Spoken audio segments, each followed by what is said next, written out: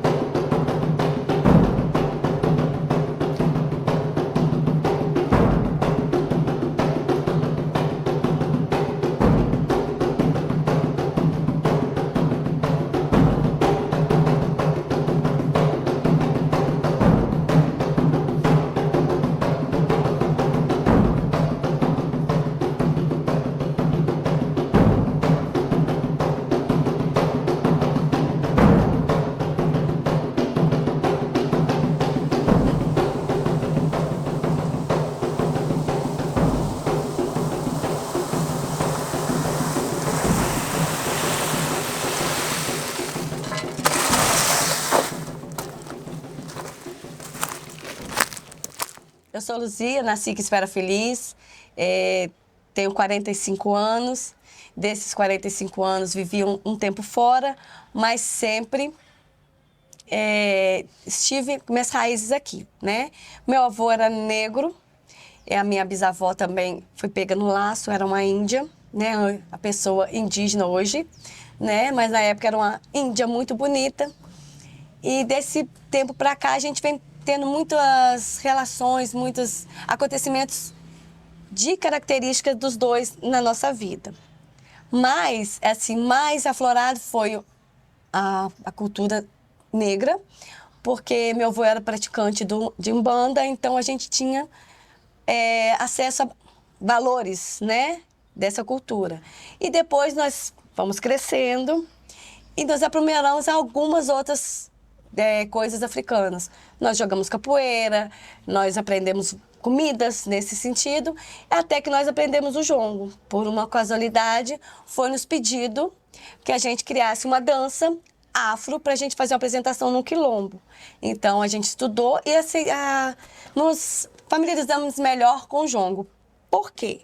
O jongo tem um tambor que, para quem tem essa nacionalidade, essa característica, é uma coisa atrativa, é uma coisa que te chama, mesmo que você nunca praticou nada. Se você tem uma descendência negra, o tambor vai te chamar. Você sente um chamado muito forte. Bate o pezinho, bate a cabeça. Você pode até não se deixar levar, mas você vai sentir alguma coisa. Então, o jongo tem isso. O jongo é cantado, tem os pontos que são cantados, que nada mais é que são músicas que falam do tempo lá da senzala, onde eles estavam, como aconteciam. E o jongo era a arte da conquista dos negros. Então, uma coisa muito normal para nós hoje, né? que é o atual samba de roda, do qual nós também cantamos e dançamos também. Então, quando fala de ancestralidade, meu avô não era jongueiro. Meu avô tinha, né, esse vínculo com a Umbanda, ele foi cantador de folia, mas aí pensando no passado dele, ele veio, né, aqui da região do Vale do Aço, onde o jongo é muito forte, né? Então, assim, talvez ele não praticou o jongo, mas talvez ele trouxe isso, né, ali na origem dele. Então, assim, a gente gostou muito quando a gente conheceu o jongo, quando a gente estudou, quando a gente viu e trouxemos isso para nossa vida, né? E é assim, é lindo. Apesar ainda hoje do preconceito que existe, é lindo porque é um axé, é uma musicalidade. Quando você se entra numa roda de jongo, mesmo que a nossa roda seja só representativa, é lindo, mexe com a gente, mexe com os encantos, entendeu? Da gente, do ser humano. E o meu avô é muito conhecido aqui na cidade, né? Meu avô aqui na cidade, o nome do meu avô é Diógenes Chagas, mas ele aqui na cidade foi conhecido como José Chagrinha. Então ele era benzedor, ele era um bandista, ele é muito conhecido aqui, né? E nós também acabamos ficando conhecida também, né? Ah, você é quem? Você é a neta do Zé Chagrinha. Ah, eu conheci seu Zé. Dificilmente uma pessoa aqui que não vai ter conhecido ele. Meu nome é Selma Magalhães, tenho 67 anos, sou do Rio de Janeiro, radicada há 23 anos aqui, nessa cidade de Espera Feliz. E há 16 anos eu iniciei um trabalho que hoje nós intitulamos Projeto Brincando e Criando, na minha casa. O trabalho começou a partir da necessidade do filho de uma amiga que estava tendo problemas na escola e eu me propus a auxiliá-lo. E nesse meio tempo eu descobri que ele não sabia ler e estava sofrendo bullying na escola. Iniciamos um trabalho de alfabetização. Eu sou professora, como ela trabalhava, eu tinha disponibilidade, iniciei esse trabalho. Em 8 dias eu já tinha 16 pessoas dentro da minha casa sendo alfabetizadas, todos adultos. A partir daí, surgiu a necessidade de trabalhar com as crianças porque as mães tinham a necessidade de levarem seus filhos, porque não tinham com quem deixar. Para que as crianças não atrapalhassem, não impedissem o desenvolvimento das mães, eu comecei a desenvolver atividades com as crianças à parte, para mantê-las ocupadas durante o período de aula. E o trabalho começou aí. E terminando a alfabetização, eu continuei o trabalho com as crianças. Em pouco tempo, eu tinha 40 crianças dentro da minha casa. Foi quando, num dia, recebendo a visita de um grande amigo, o Sebastião Farinhada, ele chegou no momento de atividade e nos fez o convite para participar de um evento que ele estava participando ia participar com o grupo dele. Ele fez o convite da gente entrar com uma dança afro. Aí nós introduzimos o afro no projeto. Até então não era projeto Brincando e Criando, era só o trabalho da tia Selma na casa dela. A partir da dança afro, nós passamos a ser um grupo e o projeto Brincando e Criando. Veio a necessidade do nome, porque dessa primeira apresentação foi assim uma decepção. Até para o nosso grupo eram crianças de 5 a 9 anos, sobretudo meninas, tiveram a primeira decepção, porque nesse evento, era um evento religioso até, nós conhecemos o preconceito ali. Elas conheceram o preconceito ali, que eu já conhecia. Então, o organizador da festa não autorizou a nossa subida ao palco, devido às roupas que as meninas estavam usando. E o nosso amigo que nos convidou, Farinhada, então ele falou, se elas não podem subir ao palco, eu vou recolher todo o meu grupo e nós não vamos fazer o evento. Aí, a partir daí, nós sentimos aquela necessidade de continuar. de lutar contra o preconceito. Porque é a nossa origem, é a nossa história que tentam apagar. Aí foi quando eu decidi, eu era responsável pelo grupo, nós vamos continuar. Comecei a criar os nossos eventos para fazer as nossas apresentações. E assim começar a divulgar, através da dança afro, e nós começamos a ser convidados. Só que os convites vinham para enfeitar o evento do outro, porque era só para cumprir calendários. A relação do jongo ainda existe muito preconceito, né?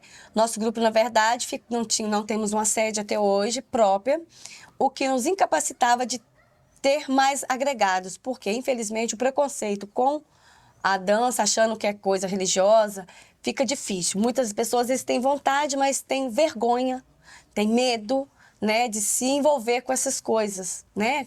Colocado como se fosse uma coisa assim diferente, realmente, né? E com medo de assumir o que gosta, o que não gosta. Então, na época, difícil para a gente expandir o grupo aqui foi esse caso, porque muita gente, o local que a gente frequentava, que a gente tinha para os ensaios, para a gente ter as discussões sobre o grupo, era um lugar religioso. Então, o lugar impedia outras pessoas de outras religiões, de outras crenças, de frequentar, entendeu? Por fazer uma ligação que não existe, né? Na verdade, cada coisa no seu lugar. Viemos a cultura, é uma cultura só, mas coisas separadas. Assim como a culinária, a dança e as religiões são todos de um mesmo lugar, porém determinadas, né, cada uma na sua situação. E isso impede a gente muito aqui. Tem muita gente que às vezes gostaria de participar do grupo, mas não faz, pois a gente não tem uma sede, uma divulgação legal sobre o grupo, sobre o que realmente é o jongo, entendeu? Na realidade, a gente ainda está na busca pela aceitação, né? Quando a gente começou, a gente teve, sim, apoio da Secretaria de Cultura. Eles ajudaram a gente com as roupas, com os instrumentos, naquilo que eles puderam ajudar. Mas a falta de uma sede faz muita diferença, né? Para os ensaios, para as preparações, para as conversas, para tudo, né? Faz muito essa diferença. E, infelizmente, ainda na cidade, ainda não tem esse tipo de abertura para nós ainda. Mas a gente está lutando, a gente está correndo atrás, entendeu? Porque, assim, a nossa intenção é trazer o conhecimento, é que as pessoas conheçam sobre a cultura, que as pessoas aprendam, que elas participem, principalmente crianças, jovens, né? Entendeu? Né? Eu acho que isso vem um pouco de nós ser professor e mexer. Então, assim, é o que a gente gostaria. Querer introduzir, né? Introduzir a cultura mais dentro do município, dentro das escolas, entendeu? Porque dificilmente um brasileiro não vai ter um pezinho na cultura afro, né? Então, eu acho que é muito importante, né? Eu, como, né, já estudei e também dou aula e tudo, eu vejo que a cultura ainda é muito crua ainda. Só é usada a cultura negra na consciência negra, Sim. que é apenas um dia. Porque eles só procuram a gente nesse tempo. É a única né? abertura que existe para esse tipo de cultura, é só naquele No mês de período. novembro, Eu me chamo Camila, eu tenho 24 anos, eu sou nascida e criada aqui em Espera Feliz, toda a minha família é daqui. E eu comecei no projeto com 14 anos. Hoje eu vou fazer 24, né? Já são 10 anos de história aqui no Brincando e Criando. E eu fui uma das primeiras, né, a fazer parte do grupo de dança afro brasileira que a gente tem aqui no projeto. E desde os 14 que eu não era acostumada com a dança em questão, nem nada relacionado à cultura. Então, a partir do momento que eu entrei no projeto, que eu fui descobrindo um novo mundo, um mundo mais enriquecido em questão de cultura. Porque eu acho que é um dos problemas que eu vejo, que eu vi desde jovem, foi que as escolas não se aprofundaram em questões de cultura, de como surgiu o Brasil, eles só passavam o olho por cima. E aqui eu fui aprender mais, me aprofundar mais sobre o que era a nossa cultura em si, de onde a gente veio, né? E estudando assim, aqui com o projeto, apresentando, eu fui abrindo meus horizontes, né, abrindo meus olhos para como o mundo realmente é e para de onde a gente veio. Tem muitas músicas que são os pontos, que são cantados, contam a história, entendeu? A história de negros sofridos, a história de como os negros eram tratados, né, nas senzalas, nos troncos. Então, assim, muito dos Conta uma contos história, né? conta sobre isso, né? Conta da história. E da história, né, da africanidade mesmo, da época da escravidão, conta muito sobre isso, os pontos, dos lamentos, das tristezas que os negros sofriam, né? Então, são músicas que, além da vibração do axé, são músicas que contam histórias, mexe, né, com aquele sentimento da gente, né? Eu costumo trabalhar com musicoterapia, então, assim, a música é importante demais. A vibração da música faz toda a diferença, né? E música afro, tudo que leva tambor tem uma vibração muito forte, né? Como eles falam, bateu o tambor, a gente se arrepia, né? Então é isso, porque não, aquela energia, a vibração da música, da roda, das palmas, do axé mesmo, né? Porque disso que o vibrar. é disso que se trata. Canta então, pra nós.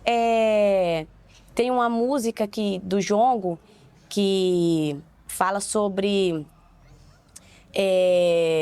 uma música que a gente canta muito, que fala sobre o jongueiro velho. Por quê? Porque hoje a tradição vem se acabando. Até nos lugares onde o jongo é forte, vem se acabando. Ela fala assim, saravá, jongueiro velho, que veio pra ensinar. Deus quem dá proteção pro jongueiro novo, pro jongo não se acabar. Saravá, São Pedro. Velho, que veio pra ensinar.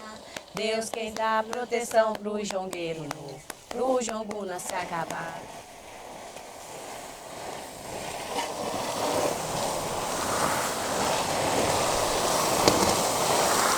Para a panha de café, a gente tem toda uma preparação. Então, a gente levanta cedo, aqui bem de madrugadinha, ajeita as marmitas, depois a gente enche as nossas garrafas d'água, ajeita as nossas ferramentas, que é o pano, a peneira, e a gente vai para o roçado, vai para a lavoura de café. Quando a gente chega lá, a primeira coisa a gente forra os panos, né?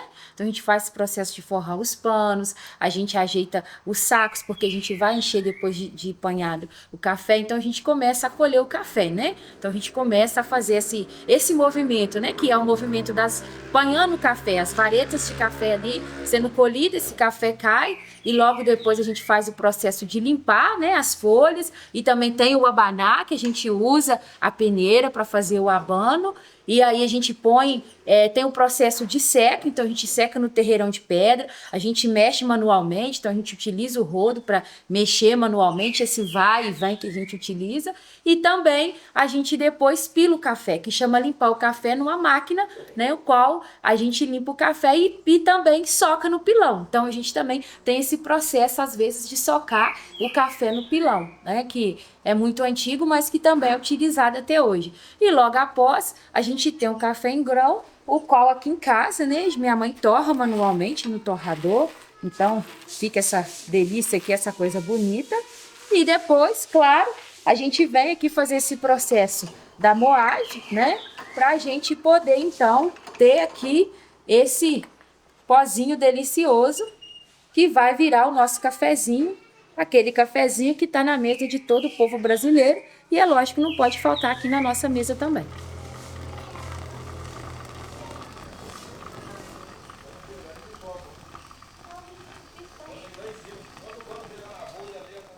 Através da dança, nós podemos mostrar a importância disso. Nós podemos mostrar como é trabalhado esse café, como é trabalhado esse alimento. Porque não é só a semente na terra, a terra faz o seu trabalho, a natureza, é claro, é perfeita, ela ajuda, mas tem ali a mão do homem, tem ali o olhar do homem, tem o cuidar do homem, tirando as ervas daninhas, ajudando a crescer, ajudando, ele colhe, ele coloca para secar, é o dia a dia, ele peneira, ele tira as palhas, ele tira as folhas, né? ele peneira, ele puxa esse café. E ainda, hoje nós temos as máquinas, mas temos também muita gente que ainda tem o pilão, que ainda faz esse trabalho no pilão, né? Então, é um processo longo, árduo, até esse café ficar pronto. É um trabalho dos escravos. É um trabalho, é o mesmo trabalho de antigamente. É o mesmo trabalho. Dificilmente a gente vai cantar um ponto de jongo onde não tem uma história. Toda música tem uma história, né? E isso é muito importante, né? Porque às vezes a gente fala, a gente dá palestra, a gente explica, mas às vezes, assim, crianças, adolescentes gostam muito de música. Às vezes eles ouvindo a música, eles vão entender melhor do que se a gente falar, né? Fica menos cansativo Sim. e mais atrativo e mais envolvente, né? A música envolve muito. Tem uma outra pra cantar. Que tem a história. Tem uma muito bonita que ela é cantada em jongo e em congado também, né? Que fala da história de Nossa Senhora, né? Porque mesmo que seja uma coisa não religiosa, mas eles eram muito religiosos, os escravos, né? Então, ela é cantada assim. Foi na beira do mar, onde o negro chorou, quando eu vi Nossa Senhora saindo das águas coberta de flor. Quando eu vi Nossa Senhora saindo das águas coberta de flor. Então, assim, é muito bonito, né? Mexe muito com a gente. Quem tem um pezinho lá sabe.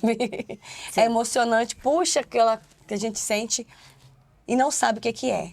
Né? Muita gente às vezes sente aquilo, mas não sabe explicar. A energia né? é tão grande que às vezes a gente vai numa apresentação com tempo contado. Tipo assim, a apresentação de vocês é 40 minutos. Então, assim, se quem nos convidou falar assim, olha, acabou, a gente vai. Embarque, vai cantando e vai dançando, e vai. Aí o pessoal se envolve, entendeu? Então, assim, é uma coisa que é contagiante, né? E é o que a gente tá à procura, né? Porque a gente já vive uma vida tão difícil, então, assim, coisas que nos contagiam, que lembra do passado, que mexe com a ancestralidade da gente, é sempre muito bom. E que também não deixa, a partir do momento, o preconceito existe porque não conhecer, né? A partir do momento que se for trabalhado todo o conhecimento, o que é, para que serve, para que foi, eu acredito que o preconceito vai acabar, entendeu? Então, é devagarzinho, é um dia aqui, um dia ali, mas vai acabar. Eu espero que sim. A gente vai lutando e um dia a gente chega lá. A dança afro me ensinou a me expressar com sentimento. Eu acho que através da dança a gente se expressa com liberdade, entende? Você dançando, sentindo a música, você ouvindo a letra, você entende outra coisa com o corpo. E eu gosto dessa parte na dança afro de poder se expressar livremente. Porque na minha visão, a dança afro não era só expressão. Era um canto de dor, era uma... Como é que eu posso dizer? Era um jeito deles, dos escravos, né, se expressarem a dor que eles estavam sentindo, as coisas que eles passavam. Era uma forma deles... como é que eu posso dizer? Deles extravasarem tudo aquilo que tinha dentro deles.